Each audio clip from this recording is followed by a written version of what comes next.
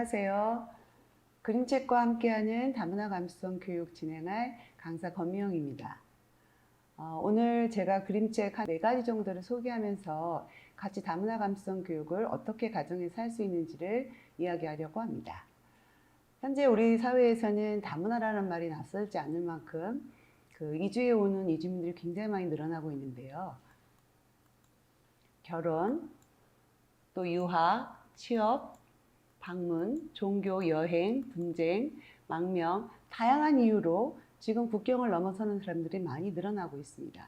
그래서 2020년 5월 현재 지금 우리나라에 체류 중인 외국인 수가 214만 명 정도가 된다고 합니다. 굉장히 많은 사람이 들어와 있죠. 또한 외국인뿐만이 아니라 국가 영역 안에서도 다양한 이유로 우리는 서로 다양한 사람들과 공존하는 시대에 살고 있습니다. 언어, 의상, 습관, 전통 또는 성별이 다르기도 하고요. 지역에 따라 언어가 다르기도 하고요. 다양한 이유로 서로 많은 사람들이 섞여 사는 사회에 우리는 살고 있습니다. 다문화의 의미를 이렇게 국가 영역의 안과 밖으로 확장해서 보면 다문화 사회라고 하는 것은 사실 외국 이주민만의 얘기가 아니라 서로 다른 사람들이 모여 사는 공존하는 사회라고 할 수 있겠습니다. 개인과 서로 다른 집단의 문화가 만나서 섞이다 보면 갈등은 당연한 것일 텐데요. 문제는 이 갈등 자체를 없애는 것이 아니라 이 갈등을 어떻게 기회로 만들 수 있느냐 하는 문제인 것 같습니다. 서로가 갈등하는 과정에서 어떤 문화들은 더 발전하기도 하고요. 또 새로운 문화가 생성되기도 하고요. 그리고 어떨 때는 그 갈등들을 평화롭게 전환해 가는 과정에서 우리들은 그 소통과 공감이라고 하는 능력을 좀 배우기도 하는 것 같습니다. 그래서 다문화 감수성이라고 하는 것은요, 이렇게 다문화 사회에서 서로 다른 사람들이 모여서 살면서 서로가 서로에게 가진 그런 문화의 특성들을 어떻게 이해하고 존중할 것인가를 배워가는 것들을 말합니다. 여기에는 다양성, 소통, 공감, 그리고 협력, 공존, 반편견, 반차별이라는 역량들이 있습니다. 오늘 저하고 그림책을 함께 보면서 그런 이야기들을 한번 나눠보려고 합니다. 다문화의 핵심 요소 다시 한번 정리를 해보면요. 다양성, 공감, 소통, 반차별, 협력, 반편견, 평등 이런 것들이 있습니다. 한번 예를 들어 볼까요? 지금 그 사진이 있는데요. 그 손으로 음식을 먹는 사진입니다. 이걸 보고 어떤 생각을 하시나요? 수저로 음식을 먹는 문화를 가진 우리들 입장에서 보면 왠지 손으로 음식을 먹는 것은 낯설기도 하고 또 어떻게 보면 위생적이지 않은 것처럼 보이기도 합니다. 그런데 전 지구상에서 한 3분의 1 이상의 사람들이 손으로 음식을 먹기도 한다고 합니다. 이거는 어떤 것이 옳다라는 기준을 세우기 굉장히 어렵다는 얘기인 거죠. 인도의 속담에 손으로 음식을 먹는 것은 배를 채우는 것뿐만이 아니라 정신과 마음을 채우는 행위라는 말을 한답니다. 그것은 음식을 먹는 그 행위 하나에도 그 나라의 철학과 종교와 자연 환경과 많은 역사적인 경험들을 담고 있다는 뜻이기도 하죠. 누군가에게는 낯설고 어색한 것들이 또 누군가에게는 당연한 문화일 테고요.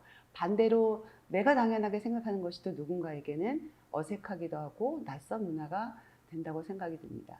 다문화 감수성은 이렇게 서로가 낯설게 여겨질 수 있고 불편하게 여겨질 수 있는 것들을 어떻게 당사자의 입장에서 서로 존중해 볼 수 있을지 또 공감하고 평화로운 소통을 할 수 있을지를 배워나가는 역량이 되겠습니다. 요즘은 그 다문화 사회라는 말이 굉장히 유행어처럼 되면서 유치원이나 학교에서 다문화 교육, 다문화 감수성 교육들을 굉장히 많이 하고 있습니다. 그런데 감수성이라고 하는 것이 이렇게 한두 번의 교육으로 쉽게 얻어지는 것은 아닌 것 같고요. 가장 좋은 선생님은 바로 부모님이시죠. 일상적으로 생활을 하면서 생활 속에서 아주 작은 부분부터 어떻게 우리 아이들의 다문화 감수성을 키워나갈 것인지를 고민해 보는 것들이 굉장히 중요할 것 같습니다. 다문화 감수성 얘기할 때 제가 한 6, 7가지 이야기를 지금 그림책과 함께 하려고 하는데요. 아까도 열어서 얘기를 드렸지만 다양성, 소통, 공감, 그리고 어떻게 또 협력하고 공존해 나갈 것인지, 우리가 가지고 있는 고정관념이나 편견들을 어떻게 없애고 차별하지 않고 평등한 사회로 갈 것인지에 대한 이야기까지를 그림책을 보면서 함께 이야기하려고 합니다. 먼저 다양성인데요. 다양성이라고 하는 것은 모든 사람이 개인의 경험, 또는 환경, 기질에 의해서 서로 다른 문화적 특성을 지니고 있다는 것을 인식하는 것을 말합니다. 근데 이 다양성이라고 하는 것을 저희가 학습을 할 때는 꼭 다른 사람의 이야기, 다른 나라의 문화를 보통 생각을 하게 되는데요. 사실 그 다양성이라고 할 때 출발은 나부터 시작이 됩니다. 나의 다양성, 내가 가지고 있는 그런 문화적 특성이 어떻게 구성되고 있는지, 어떤 요소들로 이루어져 있는지를 이해하는 것부터 출발하는 것이 가장 중요할 것 같습니다. 달라도 친구라는 그림책을 보려고 하는데요. 그 처음부터 끝까지 다 보기는 굉장히 어려워서 중간중간 몇 가지 장면만, 클립 장면들만 좀 보기로 하겠습니다. 은하는 나하고 달라. 나는 하루 종일 종알종알 말이 많은데 은하는 너무 조용해. 너무 말이 없어. 은하가 말합니다. 나는 말이 없는 거는 부끄러움이 많아서 그래. 나는 말은 좀 못하지만 그림 그리는 건 좋아해. 그림으로 마음을 표현하는 것은 멋진 일이거든. 찬이는 달라. 나하고 달라. 나는 따박따박 걷고 후다닥 달리기도 잘하는데 찬이는 걸을 때마다 느릿느릿, 기우뚱기우뚱 불편하게 걸어. 자, 이렇게 서로 다른 모습들이 나오는데요. 나와 다른 친구의 모습을 보면서 틀린 것, 이상한 것, 잘못된 것 이렇게 말하지 않습니다. 이것을 보면서 나와 다른 친구의 모습에서 뭔가 새로운 것들을 발견하고 거기서 뭔가 배움을 찾을 수 있는 것, 이게 바로 다양성입니다. 다음은 공감과 소통에 대한 이야기를 할 텐데요. 공감과 소통은 다른 사람의 입장에서 그 사람의 생각을 이해하고 그 사람의 감정을 이해하려는 태도를 말합니다. 이런 공감이 이루어질 때 우리는 서로 평화로운 관계를 만들어갈 수 있겠죠. 이게 바로 소통입니다. 이번에는 눈을 감아보렴이라는 그림책을 보려고 하는데요. 형과 동생이 말합니다. 형은 시각장애인이에요. 그래서 동생은 늘 형에게 어떤 사물에 대해서 설명을 해주려고 합니다. 형, 시계는 몇 시인지 알려주는 물건이야. 그렇지 않아. 시계는 심장을 가진 작은 나무 상자라고. 들어봐. 이렇게 형은 동생이 말하는 것과 계속 다르게 얘기합니다. 속상한 동생은 엄마한테 가서 울먹이면서 말을 합니다. 형은 내 말을 잘 듣지 않아요. 내가 아무리 도와주려고 해도 내 말을 듣지 않아요. 그때 엄마는 동생에게 뭐라고 했을까요? 야단을 치거나 왜 형의 말을 이해하지 못해? 네가 형을 이해해야지. 형은 불쌍하잖아. 네가 틀렸어? 라고 말하지 않습니다. 그냥 그럼 눈을 감아보렴이라고 얘기합니다. 감수성이라고 하는 것은요. 누군가의 생각에 공감을 하고 누군가의 느낌을 함께 느끼는 건데요. 형의 느낌을 이 동생이 이해하기 위해서는 형이 직접 배워볼 수는 없지만 잠시 눈을 감아봄으로 인해서 형의 느낌들을 한번 이해해 보려고 할 수 있는 것 같습니다. 엄마가 굉장히 현명하죠. 그래서 이런 엄마의 모습이 바로 다문화 감수성을 키우는 가장 빠른 길이 아닌가라고 생각이 듭니다. 네, 공감은요, 일상생활에서 굉장히 작은 것부터 실천을 할 수 있는데요. 한 이렇게 3가지 정도의 단계를 밟아서 한번 연습을 해보면 어떨까 싶습니다. 첫 번째는 일단 판단을 멈추라는 거죠. 내 기준으로 판단하지 않고 잠깐 멈추어서 상황을 관찰해 보는 겁니다. 그 다음 2단계는 당사자 입장에서 그 사람은 지금 느낌이 어떨까라는 것들을 이해해 보는 거죠. 그러고 나서 3단계는 그때 그 사람은 무엇을 나에게 원했을까? 나는 어떻게 반응해 주는 것이 좋을까? 라고 생각해 주는 거죠. 사실 그림책에 나와 있는 그 엄마의 모습하고 동생, 형의 모습을 한번 떠올리면서 일상생활 속에서 아이들과 함께 이런 것들을 실천해 보면 어떨까라는 생각이 듭니다. 세 번째로는 다문화 감수성에서 협력과 공존의 이야기를 굉장히 중요하게 얘기를 하는데요. 비슷한 이야기 같기도 하지만요. 협력이라고 하는 것은 너와 나 그리고 우리와 다른 타자 간에 서로 의존하는 관계를 말합니다. 누가 누구를 도와주는 일방적인 관계가 아니라 서로가 서로 덜고 채우는 그런 관계를 저희는 협력이라고 얘기를 합니다. 그런 것들을 인식하는 것, 다시 말하면 너와 내가 연결되어 있고 우리와 다른 사람이 함께 유기적으로 연결되어 있다고 하는 것을 인식하는 것, 이런 것들을 바로 협력과 공존에서 이야기하는 것들입니다. 이번엔 내가 라면을 먹을 때라는 그림책인데요. 이거는 장면이 너무 많아서 제가 글씨로만 따로 잠깐 읽어드리도록 하겠습니다.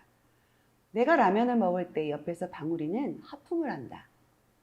옆에서 방울이가 하품을 할 때 이웃집 미미는 텔레비전 채널을 돌린다. 중간에 이야기가 쭉 이어지고요. 뒷부분에는 이런 이야기가 나옵니다.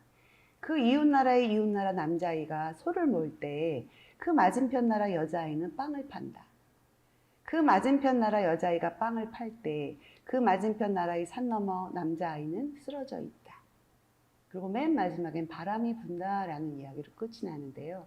혹시 기회가 되신다면 아이 손을 잡고 도서관에 한번 가서 찾아보시면 어떨까 생각이 듭니다. 아주 쉽게 내가 라면을 먹을 때 내 친구는 무엇을 하고 있지? 친구의 친구는 무엇을 하고 있지? 우리 나라를 넘어서 다른 나라에 살고 있는 내 또래의 친구는 이 시간에 무엇을 하고 있지? 라고 관심을 좀 더 넓혀보는 것. 이런 것들이 어떻게 보면 협력의 출발일 수도 있지 않을까라는 생각이 드는데요.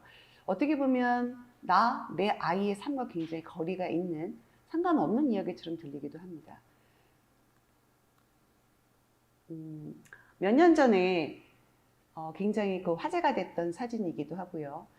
세상 사람들의 마음을 좀 울리게 했던 사진입니다. 혹시 보셨던 기억이 있는지 모르겠습니다. 이 아이의 감정이 어떤가 하고 아이들한테 물어보면 혼나서 엄마한테 혼나고 있어요. 벌 받고 있어요. 우울해요. 이런 얘기를 합니다.